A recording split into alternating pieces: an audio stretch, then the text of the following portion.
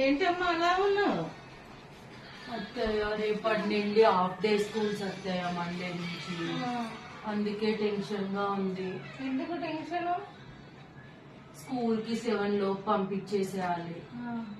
అంటే నేను ఎప్పుడు లేవాలో అర్థం కావట్లేదు. నీ మన వల్ల అందరి లెక్క కాదు కదా, ఎంత అల్లరి చేస్తారో మీరు చూస్తారు కదా. అస్సలు లేవరు, లేపంగా హాఫ్ అన్ అవర్ కి లేస్తారు. లేచి బ్రష్ చేయమంటే అక్కడ ఫైటింగే, అదొక హాఫ్ అన్ అవర్. స్నానాలు తినమంటే తింటారా? అస్సలు తినరు. తినరో అని కుక్కాల. మీకేం తెలుసు అత్తయ్య, అన్ని చేసి షూ వేసి అంతా పంపే వరకు 7 లోపు ఎలా పంపాలో ఏంటో. మీ బాబుది కూడా ఫస్ట్ షిఫ్ట్.